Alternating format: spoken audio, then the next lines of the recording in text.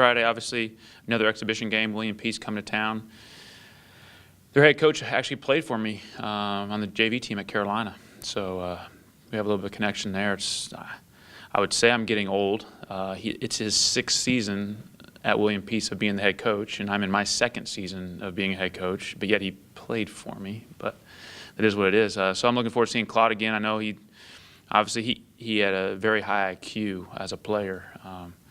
He was, because it was the JV team, our tallest guy, and so he was our only post player, but really he was sort of our best passer, and my point guard, I would have him be in charge of every out-of-bounds play because he could find the right person, So I'm sure he's done a good job with his team. Obviously you see the stats and stuff like that from last year, but, last year, this year, there's a lot of things going on, and his team's just getting used to a whole new year. But we're excited to get back out there and play against somebody different. I think our guys really enjoyed, going against somebody that didn't know exactly what we were going to do. And obviously Clemson was a formidable opponent, and we came up on the short side of the stick. But we did learn a lot about ourselves and look to do the same thing on Friday, get everybody a chance to get in there, give them the opportunities, and see how they do.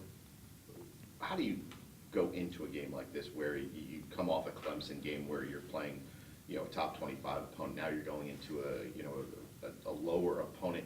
Do you work in the rotations a little bit different, or do you try to tighten them up with the season just around the corner? That's a good question. I think it'll just sort of be dependent on how we're playing. I like I said, I gave all 13 guys a chance. Daniel was the only one that did not play in the first half against Clemson, who you say is top 25 team. I wanted to give everybody a chance that I might use at some point this year. And I think I let the score in the game get to me in the second half, and I think we got fatigued because of it. I don't think anybody, well, some people might be somewhere in the country, but nobody on my team right now is able to play that extended minutes in a high-level college basketball game right now without making mistakes, whether it's physically or mentally. And so we made mistakes in the end when it comes down to 1 or 2 possessions, and I could have probably alleviated some of that by continuing with the rotations, and so they would get the rest, and it wouldn't be mentally and physically as exhausting. But no, I think my goal is to give everybody opportunities and see which combinations are working, see who's playing well together. And I know it's just one game, but you see a lot more against other opponents than you do against yourselves, because even when you're playing against yourselves, that defense knows what the offense is going to do. That offense knows how the defense is supposed to try and play it, so you can't necessarily see everything. Last week you knew 4 or 5 starters before. Do you know all 5 starters Friday night? Yeah, I mean, as long as everything goes to plan tomorrow in practice, I would assume I'd start Kai as the point guard this week, and the other 4 that started, and just see how that lineup goes for a little bit, and then start subbing guys in, and then the second half I might just start somebody different if somebody else is playing better. I told our guys before the first game that this is who's starting, but I don't know who's going to start the second half. I don't know who's going to start our next exhibition game, but those guys played better than the other people in the last game, and they've been doing a good job in practice, so we'll probably go with that lineup. Did last week become more of a game than a scrimmage at some point? It seemed like we talked so much about, we're going to do this, but it just seemed like after a while it was just a basketball game. Yeah, it turned into more of a basketball game than probably we anticipated, and going into it, you don't know how it's going to transpire. You hope to get something out of it, which we both did. I think Coach Burnell would agree with that. But it's a game in the end, and he doesn't want to come back here and have a chance to lose. And he's here, and we're playing his ACC team, and we have a chance to win. So it becomes a game, which was fun. I mean, it's a good measuring stick early. But, I don't want our guys thinking, okay, well, we were within a couple possessions of Clemson with 2 minutes to go, so we're fine. No. I mean, we still made a lot of mistakes.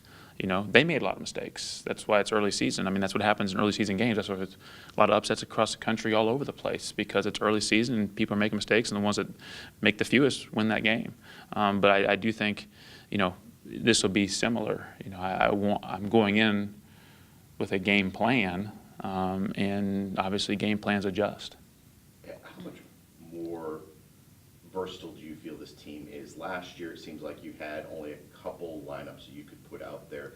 This year, you can go big, you can go small, you can go with a traditional lineup. For you, is it more difficult to try to formulate which is going to work best? Not necessarily. It was sort of fun to be able to put pieces in the game, to try something different. And then after the game, I was sort of like, well, I wish I could have maybe played him more. Dang, he was playing pretty well. I should have put him in more, but there's just a lot of pieces, so it wasn't like anybody could get more minutes. There's only 40 minutes in a game. So it is nice to be able to use different combinations. Ty G has really good feet, so he can keep people in front of him. So defensively, if we need to get a stop, I probably need to have him in the game.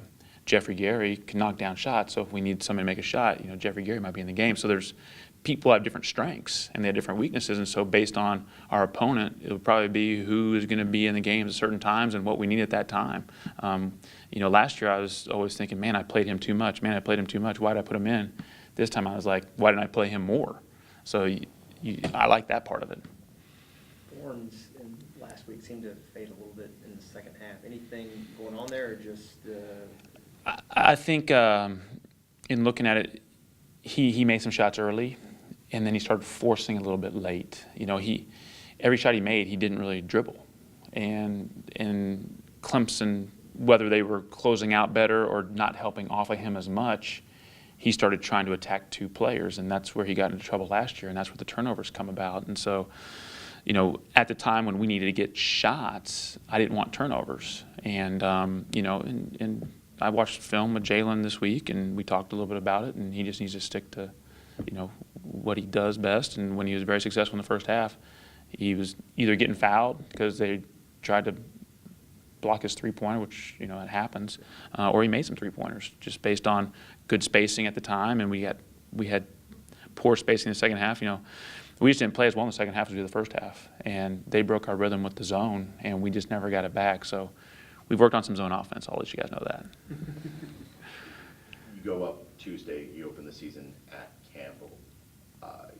How do you stop a guy like Chris Clemons? Is it he's going to get his, we have to stop everybody else, or do you have a specific game plan? Yeah, and I talked to somebody today about Campbell. I really haven't thought about Campbell or paid any attention to Campbell, but yes, I know Clemons can really score, and anytime you play against a scorer, you're not going to stop him. You just have to make him shoot a lot of shots and lower his percentage.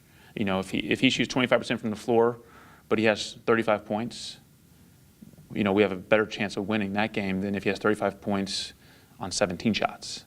And so that's what you do when you're playing against a scorer. You don't try and shut them down.